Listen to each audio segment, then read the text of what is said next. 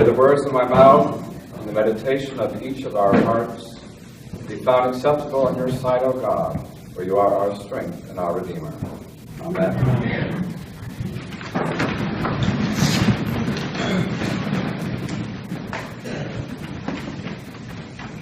If you take your bulletin and look at the art, we have a story in Genesis that precedes the story you heard this morning. Going from right to left in the picture, we have Isaac, who is the son, as you remember, of Abraham and Sarah. And in the Jewish tradition, names are very, very important as back then as they are today. And if you remember the story about Sarah, she was told by the angels that she was going to bear a son in her old age, and she laughed. And Isaac literally means she laughed. Next to him you have the second of the twins, Yaakov, or Jacob as we say. And then you have Isaac's wife and the boy's mother, Rebekah. And then way off in the distance, on the left-hand side, you have the oldest of the twins, Esau, or Esau. And the name for Esau means red, hairy one. He had red hair and had lots of hair on his arm. He was very furry. And his brother, Yaakov, means one who supplants, or holding on to the heel. And that is significant because he was holding on to his brother's heel as Esau came out of Rebekah's womb first, and he was trying to pull him back in so that he could be the firstborn son. And why that's significant is because in the ancient Near East, the firstborn son got all the loot, received everything, all the inheritance, the slaves, the camels, the goats, the chickens, the sheep, whatever. And anyone who was not a firstborn had to rely on the largesse of the oldest son, the kindness. And so that's significant because what happens now in the reading, well, let me back up. So if you remember the story, Esau, who was a hunter, and he was the favorite son of Isaac, and Jacob was the favorite son of Rebekah. Esau was a hunter-gatherer type, and he was out getting the meal and hunting and so forth. And so he came in one day very famished from being out hunting, and Jacob was there in the kitchen making a lentil stew. And he said, I'm starving, give me some of that lentil stew. And so Jacob, already the things were going in his head, the trickster that he was, he said, well, first tell me your birthright. So that doesn't seem like a very even exchange, right? The inheritance of everything for a thing is stew. That must have been a great stew, right? So he was starving. He goes, okay, I'll do that. And so he tricked him, and then he goes off to hunt again. In the meantime, Isaac is about to die. He's blind. He cannot see. And maybe he has like severe cataracts. So his mother, along with Rebekah, along with Jacob, decides to go ahead and try to trick Isaac and Esau. It's not sound really great as a mother trying to trick your own son for your other son, right? So he goes in and he puts on this white thing right here, which is an animal fur, because Jacob was he didn't have a lot of hair. And so he goes in, and Isaac goes, well, you don't look like my son Esau, but you feel like him, and you smell like him, because he put on some of Esau's clothing. And so he came to the conclusion that that was Esau, and he gave him his blessing. Now, there wasn't a will in those days. The blessing with witnesses right before you die was the equivalent of, here's your inheritance. So then Esau comes back, finds out, and he is not too happy. All Sheol breaks loose. Sheol is the Hebrew name for hell. So what does Jacob do? Well, he runs off to his uncle Laban's land. And Laban is the brother of Rebekah. And if you remember at the beginning of the story of Abraham and Sarai, before they became Abraham and Sarah, they were living in a place where the Chaldeans lived, Ur, which is a city in the southern modern-day Iraq, near the delta of the Tigris and Euphrates rivers. And so they came from there, and they went up through the Fertile Crescent up to Haran in modern-day Syria, which is not far from the modern-day city of Aleppo. It's a little north of that. about 6 miles south of the border of Turkey. And they stayed there, and that's where they worked for a while, and that's where Laban stayed. And then they went down, Abraham and Sarah, down into the Promised Land. So Jacob thinks he can get, some protection with his uncle, so he flees up there to that area near Haran. And as you can tell in the story, he fell in love with Rachel, the younger daughter, and not Leah. Rachel was very, very beautiful. Leah had beautiful eyes. They don't say anything else about her beauty, just the eyes. So he was in love with Rachel. And so he wanted to work, he said he would work 7 years so he could have her hand in marriage. And so he does that. And the wedding comes, and just like you might have seen in Afghanistan, the burqas, at the wedding in those days, the bride was fully covered, and they had a little mesh thing, and you could barely see through that, but it was hard to see through to the eyes. And so they have the wedding ceremony, and they go into the honeymoon tent, and then she lifts up the veil, and it's not Rachel, it's Leah. So Laban tricked the trickster. The trickster who tricked his brother got tricked also by Laban. And then he works another 7 years and gets Rachel. That is a trick, right? That's a big trick. The trickster got tricked. We call that sometimes karma.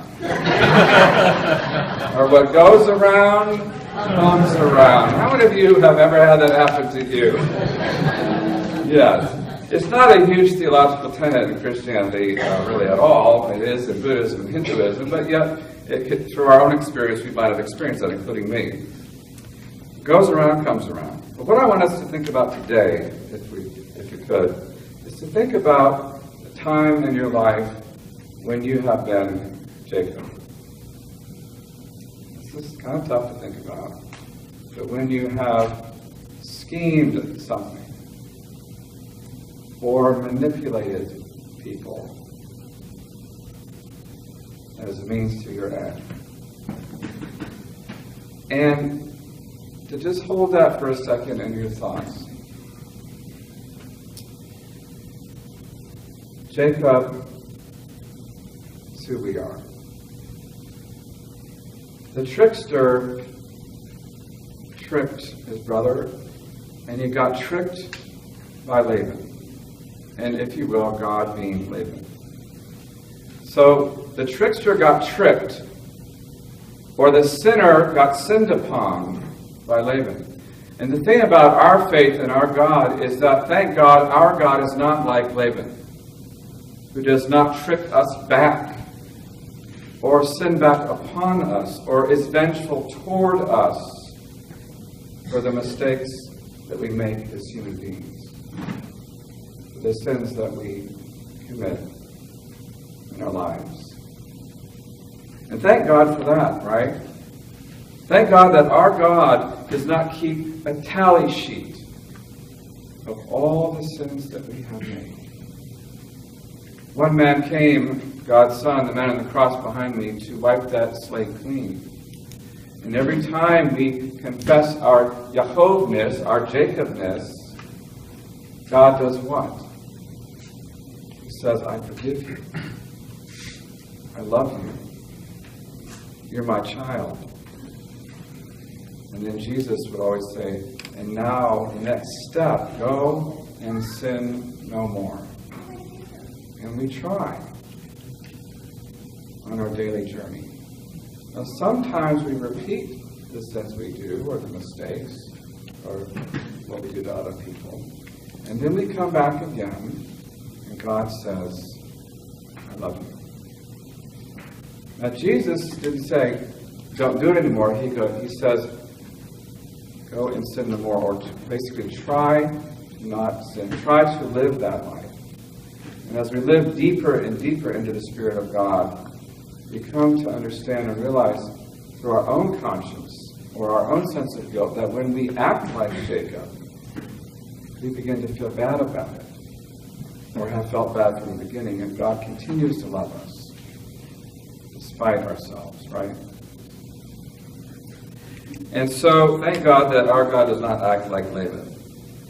And I want to tell you a quick story of a couple of rectors ago of Trinity Wall Street in downtown New York City, right near the 9/11 site. Has anybody been in Trinity Wall Street, one of the oldest churches, built in the 1680s, I think, or somewhere? And they have $1 billion endowment. They have the Queen's Anne bounty, Queen Anne's lace. And so they own 35 buildings down there. It's a huge, huge, huge operation. And then they have St. Paul's Chapel, which, if you remember, after 9/11, a lot of the first responders would have their meals there, they'd sleep on the pews, they would take some comfort there, there were counselors there. And back in those days, in the mid-1600s to late 1600s, St. Paul's Chapel, which is just 5 or 6 blocks north, was the summer chapel for Trinity Wall Street, which has a big, beautiful graveyard there, too. And, Wall Street deads right into it. And so a couple of rectors ago was giving a sermon one time, and I was there when I was living in New York from 2002 to 2003. And he was driving down, he was telling a story, he was driving down to North Carolina where they had a summer home from New York, and they're going on I-95. As you know, I-95 goes the whole part of the East Coast. And he's driving down I-95, and this huge military convoy was near him, or he was passing them. And on the side, and it was the Marines, and on the side of one of the trucks it said, Marines, earned, never given. Marines, earned, never given. And he was talking about that in terms of what God's grace is like. And thankfully for us, our God is not like the Marines. It's not that it's earned, never given. For us, God's grace is given, never earned. God's grace to us and His love and His forgiveness is given, never earned. And we know from our epistle, a wonderful part of Romans 8:28, which a friend of mine has inscribed on her bracelet, a priest friend of mine. We know that all things work together for good for those who love God. All things work together for good for those who love God. And right before that, the Spirit intercedes with sighs too deep for words. So when we are Jacob sometimes in our life, and we lament and we call on God, He intercedes with sighs too deep for words to comfort us and to comfort the other people that we have manipulated, the Esau's of the world, if you will. And so God intercedes because of His love for us. The thing about Jacob, the story doesn't end there. Jacob, if you remember, later wrestles all night with an angel of God. And there's a name change, very significant in the Hebrew story. And God changes Jacob's name to Israel. I am the God of Abraham, Isaac, and Jacob. And that even through Jacob's brokenness, God formed a nation. And even through our brokenness, sometimes when we are like Jacob, God continues to form us daily in His love and compassion and forgiveness. He's not Laban, thank God. But He continues to remind us that He is the God of our ancestors and that His grace, unlike the Marines, is always given and never earned.